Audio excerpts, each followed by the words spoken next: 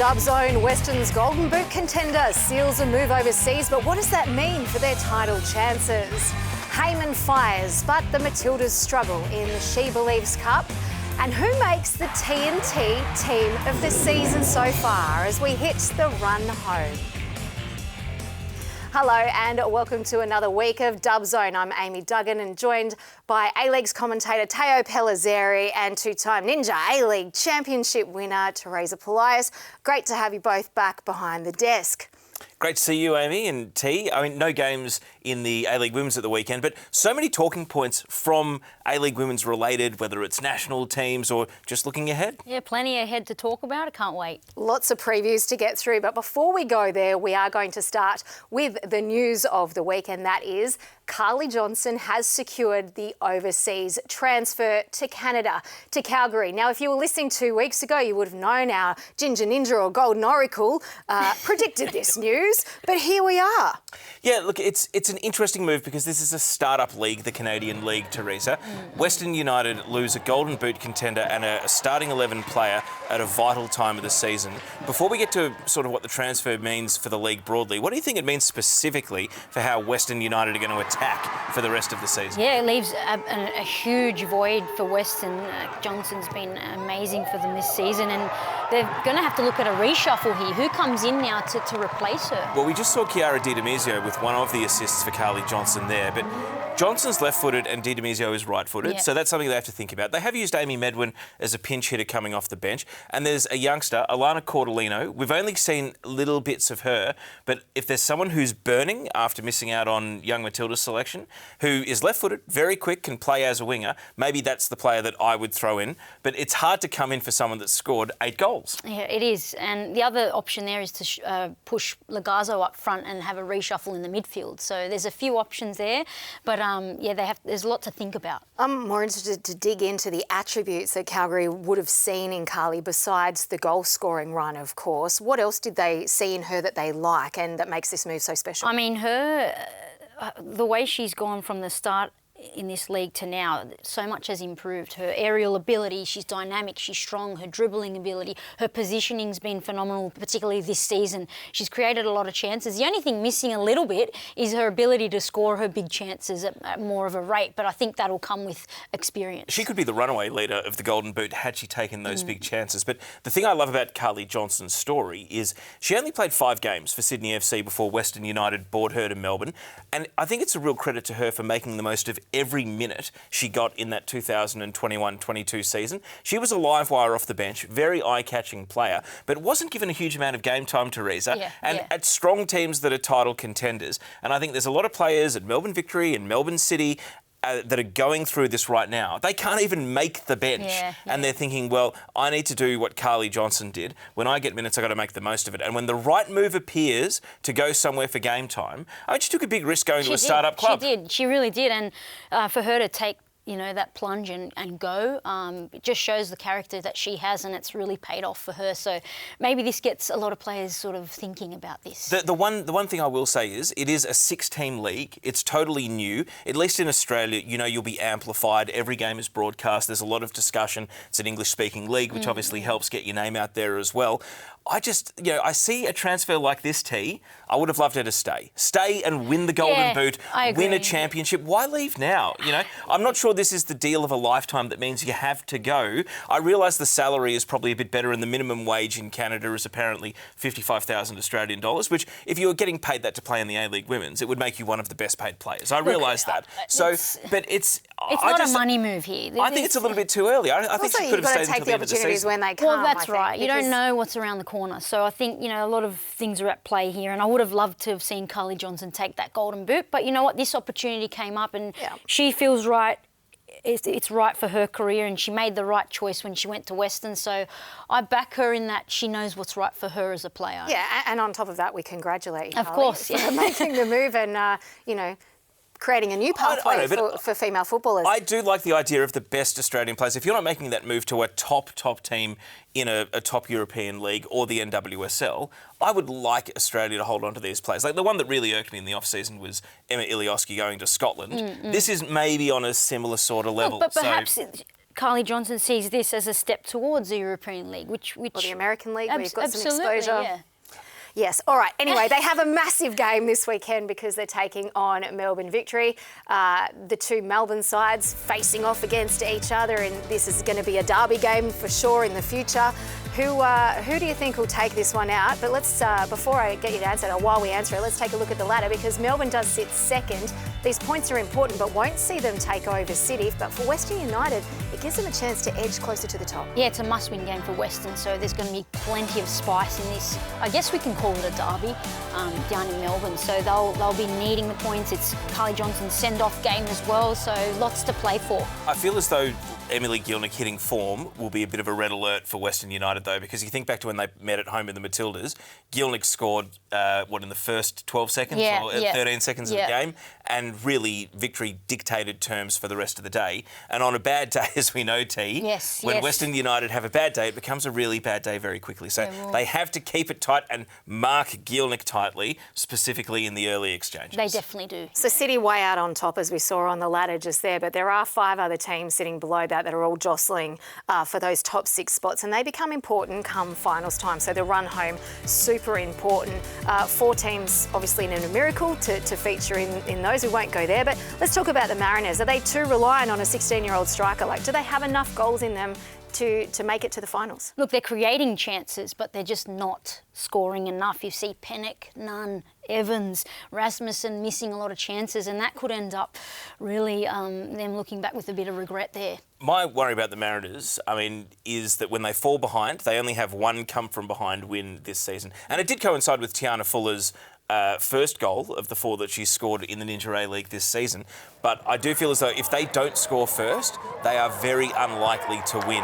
This is the game, against Canberra, where they were able to, do something. The heads go down when they go down, and they certainly are really defensively focused. So when they do go up, they're able to hold those leads. But conceding early, conceding multiple goals makes it too big a task for them, I think. Well, let's move on to the Brisbane Roar. Let's have a chat about them. Did they peak too soon? Because we saw some great results from them early on, but they've been on this gradual slide ever since. That gradual slide, I think, says everything. I think it did say that they peaked earlier than other teams. Not to say they're not a quality team, they still are, but everyone else has caught up to them. It's funny because with pure perception, I would have said Brisbane's in danger of missing the 6, but I actually went and looked at every team's run home and tipped every game, which is folly. I might be wrong as of Friday with the first tip, right? But I still had Brisbane quite comfortably making it in 5th spot. So I feel as though their run home is not exactly a murderer's row. Mm-hmm. And yes, they've had to deal with injury, they've had to reshuffle the team. But I almost feel like they've got enough points in the bank to have a second wind, and also don't underestimate the career series as an incentive there for the likes of Yallop and Laney Fryer to just find the spark again, knowing that they've got to press for Matilda selection once more. That could inspire some better performances out of the entire Brisbane team. All right, we've also talked about Wellington Phoenix and their chances of making this top 6. They have 5 of their last 7 games at home. Their best form and their best football is played at home. Yeah, very hard for teams travelling down to Wellington to get the win there. They're very, very good at home. So having those 5 at home, at the back end of the season's handy. They're going to need to make the most of it. And they're thereabouts, but we'll see. Those 5 games are a big test for them. Congratulations to Benaya Elliott for getting her first Football Ferns cap as well in the most recent international break. We saw her scoring that goal there. The issue I have with Wellington is, going into the season, both us here in Australia and all the Kiwi journalists said they don't have the firepower to score enough goals to make the finals, and they have done absolutely nothing to prove us wrong. It is time to prove us wrong. It is time to score some more goals, Wellington. That is the only way they will get the wins necessary to play finals. Well, they were going well for a while there, and it's just dropped off of late. I'm not sure what the issue's been, but they had various goal scorers. Jale was getting on the score sheet, and it's just gone dry all of a sudden, so they need to turn that back around. Yeah, they'll do that when they're back at home. I'm sure they will. You wait and see. There are the contenders for the top 6. We took a look at the ladder, and of course sitting pretty on the top was Melbourne City, who go into this weekend's Ninja A-League. Isn't it great to have the matches back with an incredible record on the line?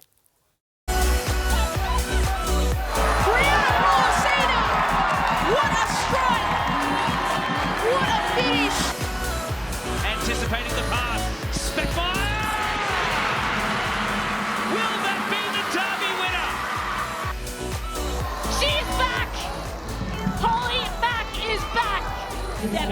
now at Melbourne City. Letitia McKenna is having a day out in Melbourne. And Melbourne City are now unbeaten in 12 to start the Ninja Ray League season. Bosch out to Riley Henry to win it for Melbourne City. 17 undefeated. This team is sensational this season.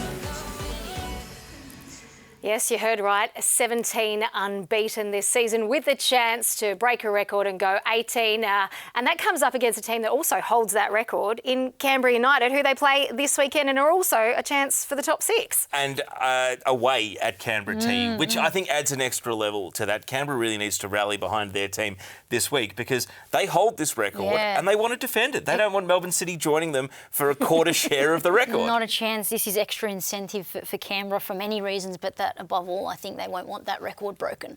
Pretty much the perfect start to the season for City, of course. Were there indications, do you think, at the beginning of the season that they were just going to, take this season by the horns the way they have? Well, I think their squad depth is the number one argument for it. Unbeaten, certainly a team that's gone behind 8 times now at T. It's pretty extraordinary that they're still unbeaten, but I don't think anyone doubted they had the best squad depth. The players that aren't even making their bench would be starting at other clubs in this league. So over the course of 23 games, they were always going to be almost an unbackable favourite to finish top, but they are on the verge of doing something truly special if they get there undefeated. Truly special, exactly. I would have always tipped them to be thereabouts in terms of, minor premiers perhaps, but to do it unbeaten to this point even is incredible. And of course they've got the added motivation of grand final defeat last season pushing them. Do you think they will go that one step further? Look, I think they absolutely can, and it's a different ball game for them in finals. They do seem to drop the ball in those matches that are knockout matches or finals matches, but I think if there's a season they can turn that around, it's definitely this one. Well, they have had some flaws, T, and I know we've harped on about it, but again, this is at times this season, a lot of teams haven't defied the trends that have appeared. And if anything, Melbourne City, when they make a gaffe playing out from the back, I mean, this one against Sydney FC, arguably as bad as any of them. This was as close as they've come to defeat when they trailed in the Melbourne Derby for the best part of 80 minutes. Wellington Phoenix had the lead against them as well, and this is at their home ground, no less. So the fact we just have so much footage now of this happening at various points of the season, is this something that they won't solve it, they'll just overcome it with their attack? Well, they do. I mean, the way they bounce back from those errors, they stick with their process, with their philosophy. They don't panic. And in games, they're scoring late winners or, late equalisers. So I don't think we'll see them stopping this. I think they're going to continue to back what they do. The one thing that does concern me is, under the pressure of either the second leg of a semi-final or a grand final, they could end up with Western United over 2 legs. If Western, finish in an elimination final position as the lowest advancing seed, that's 2 legs in Melbourne against Western United. If Melbourne Victory make the grand final, what are Melbourne City doing to balance out that crowd? Because you can imagine that if Melbourne Victory take the lead, and Amy Park is majority Victory fans, well, there goes your home ground advantage. So there's a few little... And I realise the football department can't do anything about the number of fans that turn up. They've held up their end of the deal. But we need to celebrate the excellence of this Melbourne City team, and we need as many, I think, fans following their journey, regardless of whether you're diehard City or not. Holly McNamara is the most watchable player in the league, and this is an incredibly watchable team. So even as a neutral, I would encourage you to get on this journey and follow it to, I think, its inevitable endpoint. Head up to Canberra. Head up to Canberra this weekend. Head to Canberra, why not? Louder than the fans at McKellar Park. City on the verge of tying for this 18-game streak. Last time this happened, Canberra United was part of this. And it was Carly Rostbacken who was playing for the Green team at that time. And now she's on the other side. Come full circle, and she's, perhaps she's the missing link there, that the common denominator. Good commentary on that goal too.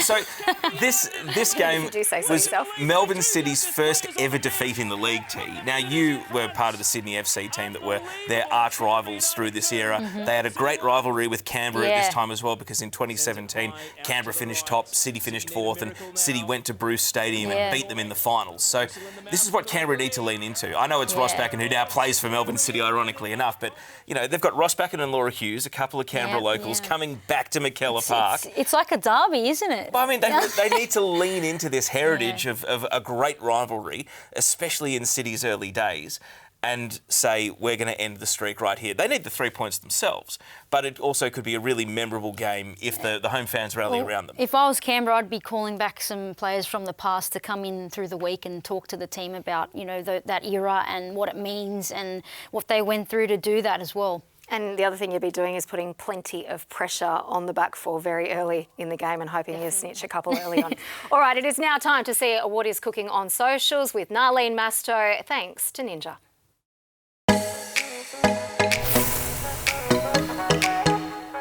I'm Narlene Masto with what's cooking on socials and in the world of women's football. Brought to you by the Ninja Woodfire Outdoor Oven, which can turn any space into an outdoor kitchen. Brisbane Roar's Ninja A-League side have announced their first ever overseas tour. During the international window in April, the Roar will head to Singapore to take on a women's Premier League All-Star side. During the tour, Brisbane will also set up clinics and other engagement events to involve the local community. And one player who is sure to be in the spotlight is Singaporean international Danelle Tan. The CommBank Young Matildas are absolutely flying after securing a 12-0 win against Solomon Islands in the Pacific Oz Sports Four Nations tournament. To no one's surprise, it was the Ninja A-League Young Guns who had their fingerprints all over it. The Young Matildas will at least need a draw in their final match tonight against Thailand to walk away with the trophy for the second straight tournament. Now, Brisbane Roar youngster Lainey Fryer made her CommBank Matildas debut, and to make the moment even more special, her sister Shan wrote a letter that is sure to melt your heart. Shan just could not hold back her emotions. Network 10 shared a letter where Shan went on to state how proud she was of Lainey, breaking all these records just 3 months into her professional career. And this quote just sums up their sister bond perfectly. "Playing with you is the main reason I fell in love with this sport." I mean, come on, doesn't get any better than that. And remember, if you're at a Ninja A-League match this weekend, be sure to send a photo or video of your experience with the hashtag Dubzone, and we'll keep an eye out for it in next week's show. Now it's time to hand back to the Dubzone crew. Thank you, Narlene, and a beautiful moment between sisters there with both of them now capped Matildas. Let's stick with the theme of Matildas because they are seeing some trouble over in America in the SheBelieves Cup, going down 4-0 to Japan, and on Monday morning Australian time going down to the USA 2-1. So they're winless at the moment. Yeah, tough trot at the moment. Plenty of questions raised after the two fixtures there, and overall just seems like there's a bit of a lack of a purpose or what is the unified goal? We know there were technical frailties against Japan, but what can we do to turn those around? Yeah, I think the team is in a holding pattern. It's an interim coach and it's an interim team, and I think it's also the difference between an interim coach that's auditioning for the job and one who quite transparently in Tom Samani is not auditioning for the job. If you had someone who was motivated to go to this tournament to prove themselves that they're the right person to take the seat thereafter permanently, I think we would have seen different selections and a different approach. But I still think the squad we took is a pretty fair representation of our best available senior and young players. And I don't dislike the mix that they tried against the United States either. No, the squad makes sense to me, but when you look at the technical frailties, I have to ask, why are they there at this level when that's our best squad? What's the technical strategy here? The FA has technical directors. What's the strategy going forward?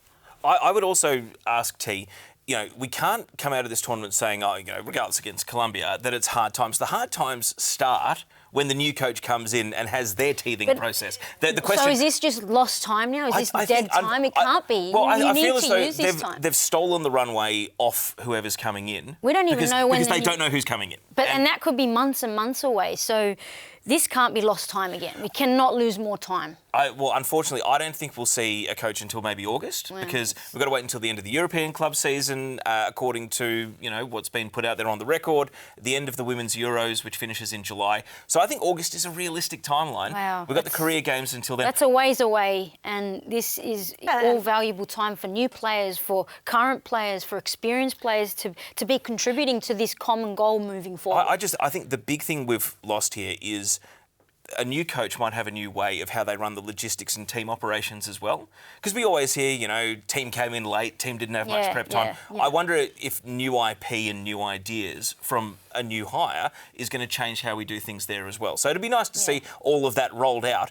And I do think that, you know, the hard times start when the new coach has the hard conversations about doing things differently as opposed to the pattern we're currently in. There was some good news. We saw Holly Mack start her first game for Australia after coming off the bench against Japan. Didn't score any goals, but Michelle Heyman did.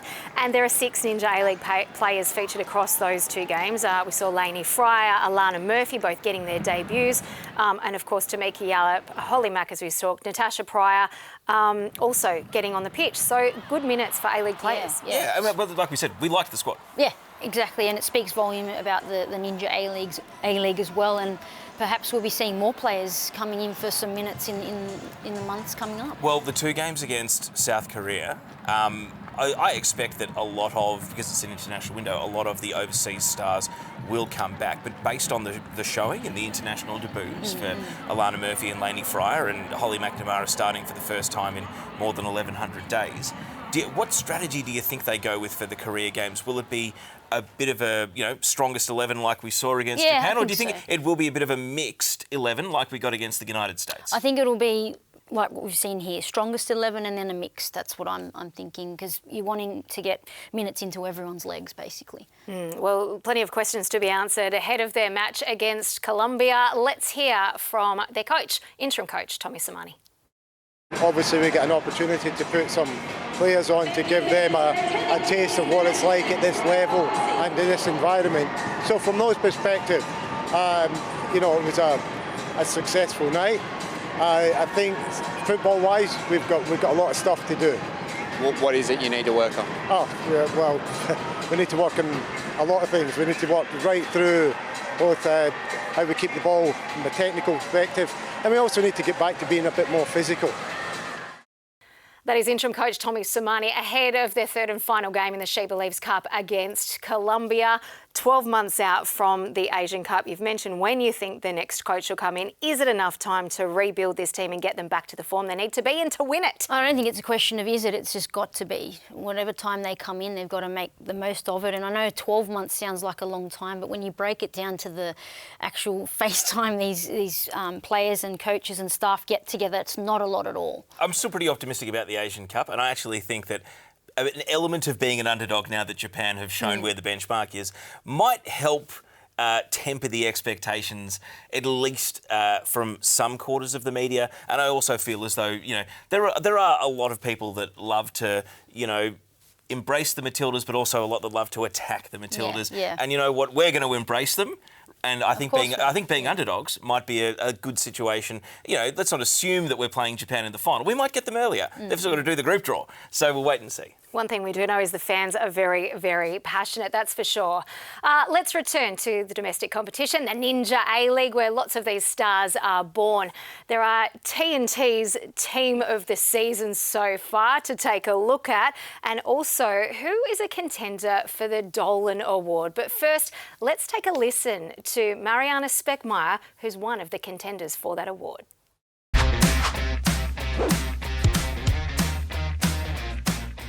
Oh my God. Oh, actually, that's really funny because it was against Melbourne City. It was last year. It was in Wellington. I came on in the second half because I had been a little bit injured through preseason, so I didn't start the game, but I came on at halftime. And yeah, it was against Melbourne City.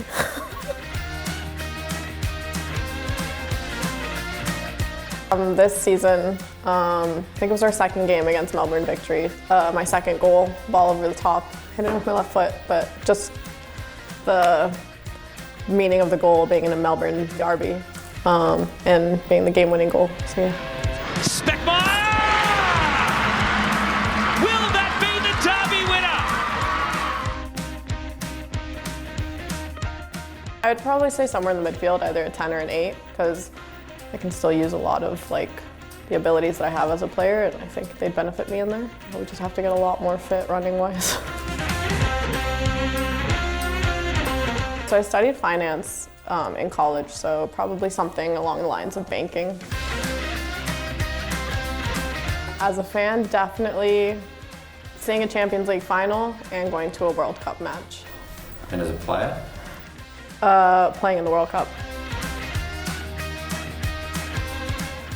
Pre-game meal, I love having pancakes with fruit. The best. Probably spend a good portion of the day at the beach, and then if I had all the money I wanted, I'd do a really nice shopping spree. Well, I don't know about the beach in a Melbourne winter, but plenty of good shopping. So one of two boxes ticked for Mariana Speckmaier there. T, I think you might have picked her for your Dolan Award winner. It's tough, but I think go to the top team, the team that hasn't lost all season. The 3-2-1 system means that, you know, Mariana Speckmaier's had some quiet games, but she's also had some amazing highs. And as we see there, she's scored match-winning goals and important goals, and those are eye-catching and those get the votes. So that's why I'm looking at Mariana Speckmaier for the Dolan medal. It's going to be close this season, and Teresa, it's going to be unpredictable because, I mean, I really had to pick a name out of about 10 or 15 contenders. Yeah, absolutely. Great candidate there, Teo, but yeah, mine's different, thankfully. I like that we've chosen someone different, but both deserving. But look, she's been fantastic for Melbourne City in a team full of stars. Well, who did you pick then? So my pick is Erin Healy from Adelaide United. That's who I think. She's stood out in every single game. You know, has been a reason why Adelaide's gone from the bottom last season to up there. How much do you think the Dub Zone effect had? Because she jumped on this show early in the season and introduced herself, talked about her journey. You know, and if she wins the Dolan medal, does her mate Jordan Thompson get a little bit of credit for actually bringing her out here to play for a rival, no less? My question is, why didn't Jordan Thompson get her to Sydney? That's my question. Well, you definitely need a striker, that is for sure. But I also note that both of these guys have chosen strikers. What happened to defenders? Yeah, no, great question. No, what happened there's to some great defenders, but Okay then, no problems. No sixers, no defenders in there. Let's move on and take a look at your teams for the season so far. T and T have both picked a team of the season so far. Speckmaier obviously features in yours, Teo, from the top, but talk us through the rest of this. Look, I tried to find some unsung heroes in here. Adelaide, of course, on the rise this season. Claudia Jenkins has been a star in goal. I mean, I looked at the influence that Maya McCutcheon has had holding Wellington's midfield together. Carly Johnson's leaving, so by the end of the season, probably have to take her out. Same with left back. I mean, I would have had Beattie Goat in there until she retired, but Emily Hodgson playing as a right-footed left back has been awesome for Adelaide. And Amy Chisari, we talk about her a lot on Dub Zone, and why not? Because she tries so hard for a team that is fighting their way up the table. And you know what? Liz Anton, very underrated at Canberra for their defensive record as well. So I tried to find some unsung heroes in there, in amongst the various superstars of the league. It's a great team there, Teo, and it'd be great coaching profile is the bit that I like the most, the coaching profile. But let's take a look at yours, Teresa. What's the coaching you make? Gone with some standouts. Totally different consistency. names, yeah, it'd be great if our teams could play against each other. Actually, who gets McNamara? We'll have to rock off for that one, Teo. But I've gone with Newbon in goals. I think she's had a standout season for Victory, and you know they're up there and doing really well. Lara Wall's been a standout. You got Morrison and Otto complementing each other at the back there. Otto, you know, she's great at getting forward as well. So and Grove has been a standout for Western United. Well, hang on, Western United's defending this season. You've picked one of their defenders. Yes, I have. And how about a player from a team that didn't concede 8 in a game? Look, 8 in a game wasn't Grove's fault, okay? She's come up against some really good players and has stood out, thanks, Teo. I'm just waiting for the paper, scissors, rock to see who gets Holly Max. Ready? Let's go. 1, 2, 3. What are you doing? What? That's not how you do it. 1, 2, 3, go. Ready? Yeah. But I won anyway. Rock, I think Teresa takes that one, Kate, so you'll have to find someone to replace Holly Mack there. I think what it does display is the quality of talent right across the Ninja A-League and how many players there are to choose from who made this team. Give me one player that was so close to making a team that didn't. Funnily enough, Taylor Otto as well, Melbourne City's defence. I mean, Stott and Otto is an awesome combination, and it's kind of... I know they've conceded some goals this season through folly, but they still have an exceptional defensive record, and because it stands out that some of the only goals they do concede are due to self-inflicted mistakes. Well, I'm going to say 2 that could have made mine. One was Sham Karmas in goals. I think she's been a standout for Western Sydney Wanderers, and Amy Chisari in the midfield's been outstanding. as well. Well, there you have it. We'll see how close to the mark they get at the end of the season and what changes beside Kahli Johnson leaving us between now and then. Let's take a look at what is coming up this weekend on the Ninja A-League. It all starts early on Friday. Tiana Fuller will be catching the bus straight from school to this one. It's a 4:50 kickoff on the Central Coast for the Mariners as they take on Western Sydney Wanderers. Then this big one that we talked about, Canberra United and Melbourne City, sure to be an absolute cracker on Saturday afternoon. Sit back and relax because following that, Newcastle Jets and Perth Glory, 5 p.m, and Western United and Melbourne Victory. Of course, these games having big connotations on the ladder. An all-important win needed for Wellington Phoenix and Adelaide United in that fight for the top 6 on Sunday afternoon at 2. And then round out your weekend as Sydney FC tries to claw its way off the bottom of the ladder against the Brisbane Roar. Sorry, had to pick one little knife moment in there, T. What's the pick of the round? I think it is Brisbane away at Sydney because Brisbane, I mean, they need this. So many teams have gone to Sydney and got the points. But in the run home, I had Sydney doubling their points tally from 10 to 20 between now and the end of the season. And I think that could potentially start on Sunday. So I think do not sleep all the way until the very last game of the round. That could be very important. All right, well, my pick of the round's Canberra United up against City, trying to, stop that record being broken. And all those games, of course, are coming our way on Paramount Plus and 10 Play. Let's find out what's happening on Total A-Leagues with Dottie and Tommy Orr. Coming up on Total A-Leagues, we've got not one, but two special guests. Francis de Vries joins us from high-flying Auckland FC ahead of their top-of-the-table clash with Adelaide United. We also speak to young Socceroos star Alex Badalato live from the young Socceroos camp over in China after their historic win in the Under-20s Asian Cup. There's also viral goals, the Melbourne Derby, and who will win the Golden Boot this season. Tommy Orr, what's going to be your highlight so far? What are you looking forward to most? Well, I think it's difficult to go past the young Socceroos. Obviously, so many young A-League players breaking through in that tournament and really making a name for themselves. And it's great to see. So can't wait to get stuck into that. Can't wait to get stuck into that. Check it out every Wednesday, Total A-Leagues on the A-Leagues YouTube channel and aleagues.com.au. Plenty coming up. Thank you, Dottie and Tommy. You're looking forward to that one and looking forward to this weekend's matches in the Ninja A-League. A big thank you to Alex commentator Teo Pellizzeri, who'll be back behind the mic this weekend, and to our championship winner now, super coach, I've just seen it, Teresa Blyce. Great Always to have a you both pleasure. here, and thank you. Thanks, Amy. All right, as I said, plenty coming up, kicking off on Friday afternoon at 10 to 5 on the Central Coast. You can catch all the action of the Ninja A-League on 10 Play or Paramount Plus, and we'll be back with more Dub Zone next week.